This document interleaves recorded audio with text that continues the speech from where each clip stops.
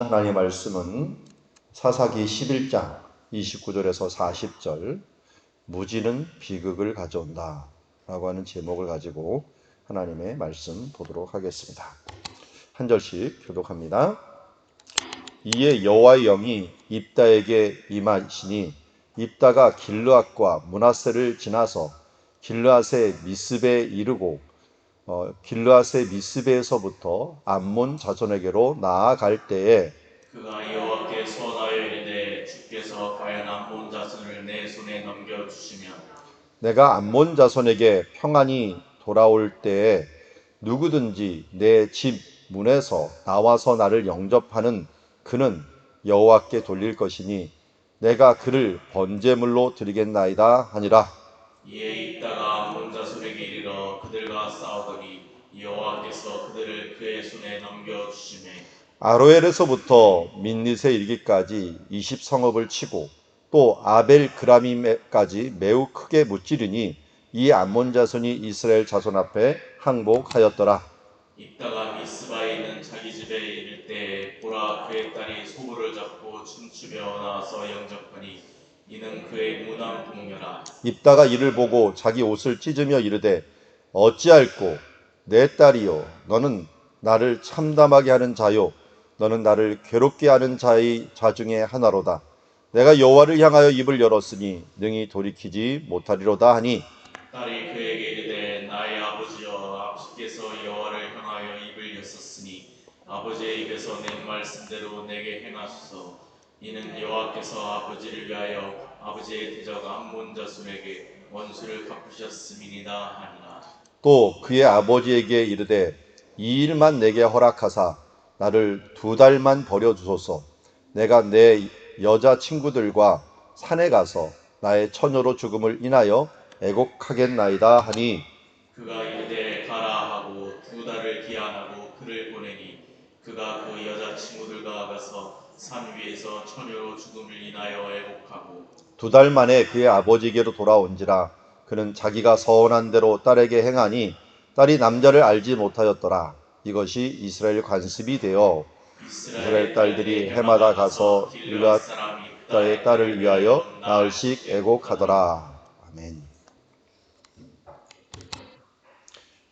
아멘이라고 좀 붙이기도 애매한 말씀입니다. 사사기 11장에 이제 길르앗이 전쟁이 나오는데 길르앗에 있는 지도자였던 입다가 암몬을 이기는 장면을 보여주고 있습니다. 길르앗에 있었던 입다는 길르앗 사람들에게 쫓겨나서 돕당이라는 곳에 있다가 이제 미스바로 불려옵니다. 여기서 지도자가 되면서 이제 암몬 자손을 치려고 출발을 하게 되는데요. 이 암몬 자손을 치려고 할 때 그들이 쳐들어왔던 성읍들까지 다 차지하게 되는 것을 봅니다. 그래서 여기 보면 나중에 아로엘과 아벨 그라밈이라고 하는 사사기 11장 33절에 보면 아로엘에서부터 민닐에 이르니 20성읍을 치고 또 아벨 그라밈까지 매우 크게 무찌르니 이 암몬 자손이 이스라엘한테 항복하였더라 하면서 암몬이 루벤 지파 땅까지도 정복을 했던 것 같아요. 그리고서 이제 이 갓 지파 땅까지 오려고 했는데 그 지역을 다시 회복하고 승리하는 그 장면들을 오늘 보고 있습니다. 그래서 길르앗 지역을 회복한 사람이 입다, 원래는 입다라고 하는 이 뜻을 가진 하나님께 여신다라고 하는 뜻을 가진 아주 훌륭한 사사라고 할 수가 있습니다. 여기까지는 굉장히 아주 놀라운 일들을 행한 입다의 모습을 봅니다. 우리가 28절까지 잘 보고 또 오늘 말씀 배경에 보면은 무남 동료라라고 하는 말을 보면은 기드온하고 비교가 됩니다. 기드온은 70명의 자녀를 두었는데 아들만 70명이었는데요. 여기 딸 한 명밖에 두지 않았다는 것은 아내가 한 명이라는 것이고 그가 그야말로 많은 사람들의 지도자로 있으면서도 많은 아내를 두지 아니하고 겸손하게 살았다라고 하는 부분들 아주 모범적으로 살았다 하는 부분들을 알 수가 있습니다. 그래서 우리 이전까지 28절까지 입다를 보면은 정말 역사를 잘 인식을 하고 그리고 하나님 앞에 바로 서 있는 모습, 또 겸손하고 보복하지 않는 이런 모습들을 보면서 참 잘 준비된 지도자였다라고 하는 생각을 가지게 됩니다. 특별히 어제까지 보았던 28절까지 말씀 보았던 것을 보면은 이 출애굽의 역사를 잘 꿰고 있었어요. 이 역사를 인식하는 사람은 큰 그림을 볼 줄 압니다. 하나님께서 이렇게 인도하셨으니 앞으로도 이렇게 인도할 것이다 라는 것들을 볼 줄 아는 아주 좋은 눈을 가진 사람이었는데, 문제는 지금부터가 문제가 됩니다. 역사는 잘 알고 있었는데요, 율법은 몰랐어요. 그러니까 자기 땅에 있는 하나님께서 일하신 역사는 알았는데 이 역사 중에서 주신 세부적인 하나님의 명령들, 생활의 법들을 모르고 있었다는 거예요. 그 중에 하나가 여기 나와요. 여호와의 영이 입다에게 임하여 갖고 이제 성령의 이끌림을 받아서 입다가 길르한 미스베에서부터 시작을 해서 암몬 자손에게 나아가는데요, 쓸데없는 서원을 해요. 성경에 다른 서원을 했으면 괜찮은데 서원이라는 건 뭡니까? 하나님께 영광을 돌리는 거예요. 내가 이 일을 통해서 하나님께 이런 영광을 돌리겠습니다 라고 하는 것을 하나님의 영이 우리에게 주셔요. 그런데 이 서원을 제대로 못해 갖고 문제가 되는 사람들이 많이 있어요. 그래서 이 서원을 돌이킬 수 있는 방법까지도 나중에 하나님께서 주십니다. 그런데 여기 있는 입다는 둘 다를 못했어요. 서원을 제대로 하지도 못했고 돌이키지도 못했어요. 먼저 서원을 어떻게 합니까? 과연 암몬 자손을 내 손에 넘겨주시면, 이렇게 서원을 시작하는 거예요. 원래는 잘했습니다, 여기까지는. 그런데 내가 암몬 자손에게 평안이 돌아올 때 누구든지 내 집 문 앞에 나와서 나를 영접하는 그는 여호와께 돌릴 것이니 내가 그를 번제물로 드리겠나이다. 이걸 사람을 인신제사로 드리겠다는 거예요. 사람을 하나님께 번제물로 드린다는 게 말이 안 되잖아요. 이거는 사실 누가 했냐면요, 암몬 자손들이 했던 일이에요. 암몬 자손이 자기네 섬기는 밀곰 혹은 몰렉이라고 하는 신이 있었는데 이 몰렉에게 인신제사를 드렸어요. 그래서 레위기 18장 21절, 모세가 말씀하셨죠. 그것도 길르앗 땅에서 모세가 얘기한 거예요. 모세가 신명기도 쓰고 레위기에도 똑같이 이 말이 나오는데요, 레위기에서 18장 21절 이렇게 합니다. 너는 결단코 자녀를 몰렉에게 주어 불로 통과하게 함으로 내 하나님의 이름을 욕되게 하지 말라. 나는 여호와니라. 분명히 레위기에서는 이걸 경고를 합니다. 그리고 신명기 12장 31절, 신명기는 어디서 얘기하냐면 길르앗 지역에서 얘기한 거거든요. 그런데 이렇게 얘기합니다. 내 하나님 여호와께서 내가 그와 같이 행하지 못할 것이라. 여호와께는 내가 그와 같이 행하지 못할지나 그들은 여호와께서 꺼리시며 가증히 여기시는 일을 그들의 신들에게 행하여 심지어 자기들의 자녀를 불살라 그들의 신들에게 드렸느니라. 이 번제라는 것은 불살라 드리는 거거든요. 그러니까 하나님께서 꺼리고 가증히 여기는 게 뭐냐? 자녀까지도 불살라서 드리는 것이다. 이걸 히스기야의 아버지 아하스 왕이 행해버리고, 므낫세 같은 사람, 이런 왕들이 행함으로 하나님을 진노하게 했었는데, 여기서도 하나님의 영이 임해갖고 전쟁을 하겠다는 사람이 서원을 잘못되게 행한 것을 보게 됩니다. 여러분, 그래서 하나님의 말씀을 꼼꼼히 알아야 돼요. 대충 알면 안 돼요. 입다는 한마디로 큰 그림을 볼 줄 알았지만 세부적인 나무를 볼 줄 몰랐던 사람이에요. 하나님의 말씀 어려서부터 들을 때는 큰 역사를 들을 수 있어요. 그런데 커서는 어떻게 됩니까? 그 말씀의 세세한 부분이 어떠한가 하는 부분들을 우리가 읽는 데서 그치지 말고 묵상하고 그 뜻을 우리가 정말 우리의 말씀으로 받고 거울로 비춰보고 교훈으로 삼고 이 말씀대로 한번 살아내고자 하라고 하는 그 모습으로 하루하루를 씨름하며 살아갈 때 하나님의 말씀이 정확하게 우리 가운데 보일 수가 있는데, 대충 알고 그 말씀을 자기의 삶 속에 적용을 잘못시키고 또 합리화를 시키는 말로서 사용될 때가 많이 있다는 것입니다. 그래서 우리가 새벽마다 또 매일같이 하나님의 말씀 길게도 읽어야 되지만 우리가 짧게도 몇 본문에 의해서 우리 숲과 나무를 같이 봐야 되는 거예요. 그러니까 입다는 숲은 보았지만 나무를 보지 못했기 때문에 결국 오염된 잘못된 서원을 했던 것을 보게 됩니다. 32절에 보면 입다가 암몬 자손에게 이르러 싸워갖고 승리를 거둡니다. 방금 지도를 본 것처럼 이제 저쪽 남쪽에 있는 아로엘, 민닛이 헤스본 근처입니다. 민닛 그리고 아벨 그라밈 이런 데를 다 차지하면서 암몬 자손이 이스라엘에게 항복하며 큰 승리를 거두게 됩니다. 대단한 승리였죠. 하나님께 영광 돌리는 이 일인데 이 일이 슬픔의 날이 되었습니다. 왜냐하면 미스바 자기 집에 이르는데 당연히 누가 제일 먼저 나와서 환영하겠어요? 가족이죠.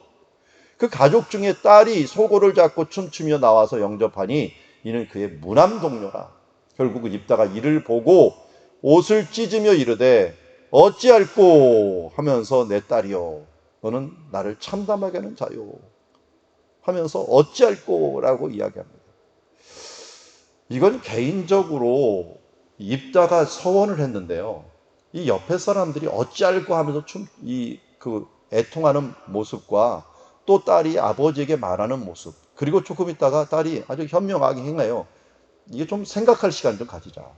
그래서 2달 동안 자기가 이 여자로서 또 처녀로서 죽는 것들을 애곡하겠나이다 하면서 2달의 시간을 가져요.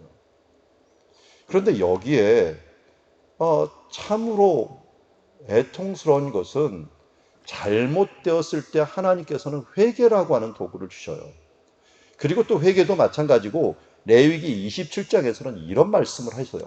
레위기 27장 2절에 이스라엘 자손에게 말하여 이르되 만일 어떤 사람이 사람의 값을 여호와께 드리기로 분명히 서운하였으면 너는 그 값을 정할지니 내가 정한 값은 20살로부터 60살까지 남자면 성소의 세겔로 은 50세겔로 하고 여자면 몇 세겔로 하고 하는 이 법이 레위기 27장 마지막 장에 아주 자세하게 다 나와요. 그러니까 생명을 드리기로 했으니 그 값을 드리면 되는 거예요.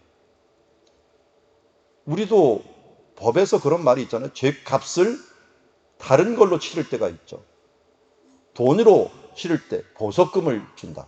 봉사로 치를 때가 있다. 뭔가 치르는 가격이 있는데 하나님께서는 첫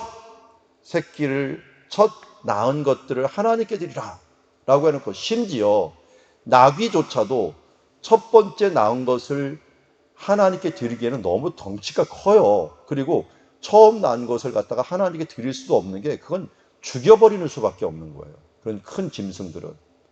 그리고서 나귀 새끼는 못 먹어요, 또. 그런 것들을.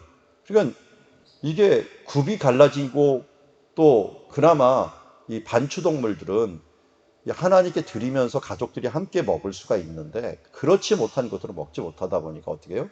나귀가 나오면 그것을 양으로 대신할 것이오 하면서 하나님께서는 대신하는 대속이라고 하는 이 법을 알려주셨어요. 그래서 사람이 죽어야만 하는데 그 값을 치르는 방법을 알려준 거예요. 그게 레위기 27장에 어떻게 마지막 장에 주시는 말씀이라고 할 수가 있는데요. 우리도 마찬가지죠. 이 대속이라는 게 얼마나 중요합니까? 대신해 갖고 속한다. 이게 구속이고 대속입니다. 그래서 우리 생명은 죄의 값은 뭐예요? 사망이잖아요. 죄의 값은 사망이기 때문에 우리가 어떻게 돼야 되나요? 죄를 지었으니까 다 죽어야죠. 그런데 대신 값을 치르는 방법이 일어난 거예요. 그게 구약 성경에서는 매년 같이 인구조사를 6월절에 하면서 값을 치르는 방법이 뭐였습니까? 그래서 속전을 드리는 거였어요. 속전 얼마? 반세겔. 반세겔을 매년 드리면서 생명의 값을 드리는 거였어요. 인구 조사를 할 때마다 생명의 값을 드리면서 이것은 하나님의 것입니다. 여러분, 율법이 제대로 시행이 되었으면 길르앗에서도 이것이 이루어졌을 거예요. 6월절이 되면은 사람들이 다 반세겔을, 이게 신약시대 때 예수님에게 사람들이 와서 너희 선생님은 반세겔 안 내냐라고 말하는 게 인구조사하는 거예요. 다. 하나님 앞에 인구조사하면서 반세겔을 내는 건데 이거는 결국 생명의 값을 내는 거거든요. 그래서 길르앗이 이런 정도의 역사를 알았다면 이게 대속이라고 하는 이 부분들도 분명히 알았을 텐데 한 번 어리석어지니까 어찌할 거가 나올까, 어찌할 거. 아니, 하나님 말씀을 알면은 이 부분들이, 이 무지가 없어가고 이런 비극을 벗어날 수가 있었을 거예요. 그런데 결국은 무지함으로 잘못된 서원을 하고 또 이것을 하나님의 말씀으로 해석할 줄을 몰라갖고 대속에 대한 원리를 그 삶 속에서 적용하지 못했다는 거예요. 우리도 이 대속의 원리를 잘못 적용하면 어떻게 됩니까? 그냥 죄가 죄 졌으니까 다 죽어야 되는 거예요. 그런데 예수 그리스도를 이 땅에 우리에게 보내주셔서 우리를 위하여 대속하심으로 말미암아 우리가 하나님 앞에 구원받고 우리의 생명의 값, 우리의 죄값을 하나님께서 대신하셨잖아요.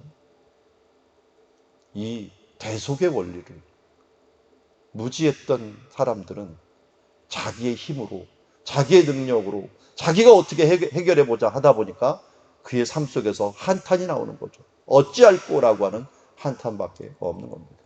지금도 마찬가지입니다.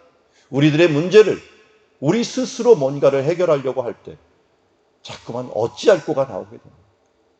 예수님께서 십자가에서 대신하셨습니다. 예수님께서 값을 치르셨습니다.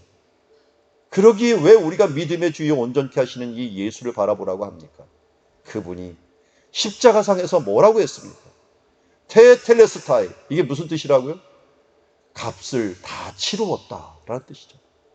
다 이루었다라고 하는 것이 값을 다 치루었다는 것이, 우리를 위한 모든 값을 다 치루신 예수 그리스도께서 우리의 대속제가 되셨고 우리들의 그야말로 속죄제물이요 우리들의 화목제물이요 하나님과 우리 사이를 화목케 할 뿐만 아니라 우리 죄를 모두 값을 치르는 존재가 되었다는 것을 우리가 알고 입다에 이 무지함으로 일어난 어찌할꼬가 우리의 삶 속에서 일어나지 않기를 원합니다.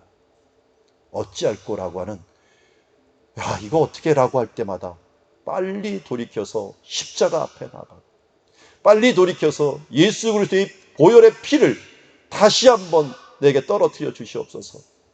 나는 죽었던 자인데 그 피로 살았는데 뭐가 문제라고 왜 또 나는 탄식하고 있나요? 하면서 주님 앞에 나아가는 그 길밖에 우리의 해결책이 없음을 항상 깨닫고 십자가로 가까이 나가는 주의 자녀들이 되기를 원합니다. 마지막으로 38절부터 40절 말씀 보니까 2달의 기한이 차고서 이제 산에서 처녀들로 죽음을 애곡하고 2달 만에 내려옵니다. 내려왔는데 여기서 제가 애매한 걸 끝까지 가갖고 입다가 딸을 위하여 낳을 이 서원을 행합니다. 물론 여기 여지가 있어요. 39절에 보면은 서원한 대로 딸에게 행하니 딸이 남자를 알지 못하였더라.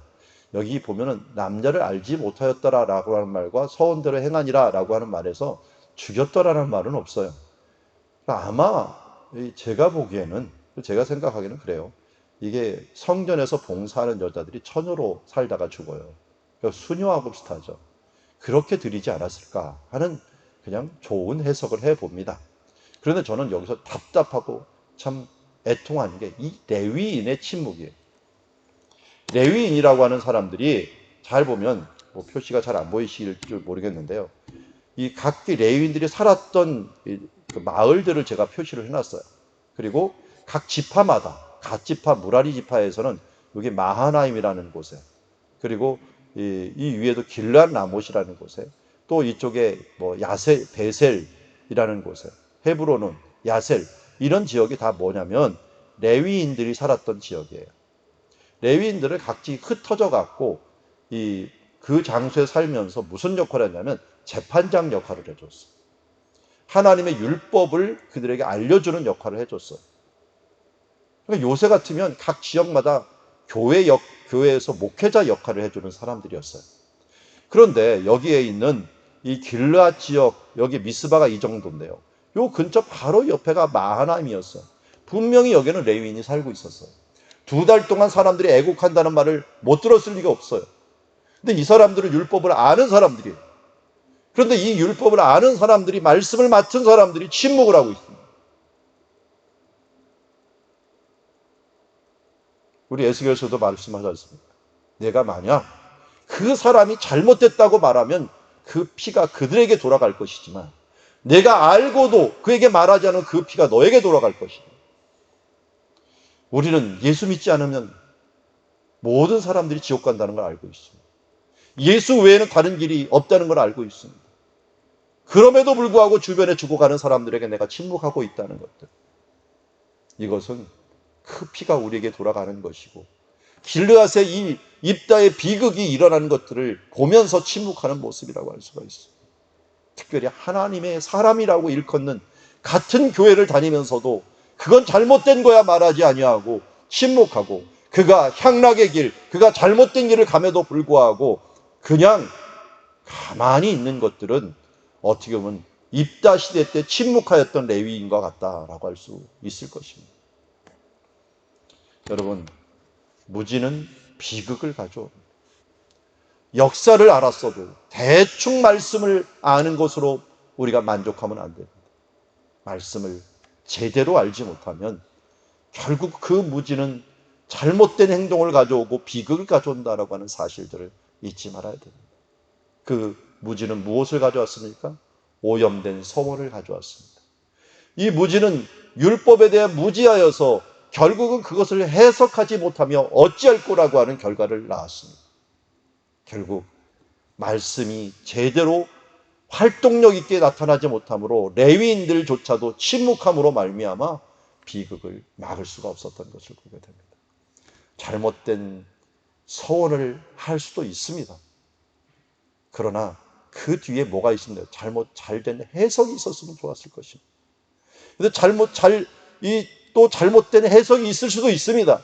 그러나 가르치는 자까지도 오염되다 보니까 모든 비극이 이런 하나님의 말씀을 제대로 알지 못하고 해석하지 못하고 전해주지 못함으로 말미암아 일어난 것이라고 할 수가 있습니다.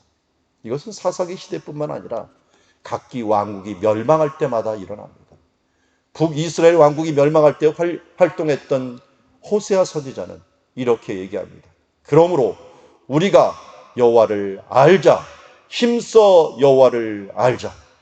그의 나타나심은 새벽빛같이 어김이 없나니 비와 같이 땅을 적시는 늦은 비와 같이 우리에게 임하시리라 라고 하는 말씀을 주십니다. 자, 오늘 우리가 기도할 때 왜 설교를 먼저 듣습니까? 먼저 하나님의 말씀을 잘 알아야 됩니다. 그 가이드라인을 따라서 기도하고 해석하고 또다시 나에게 외치고 다른 사람에게 외치면서 이런 무지가 비극을 가져오지 않도록 오늘도 깨어 기도하며 나가야 될 줄 믿습니다.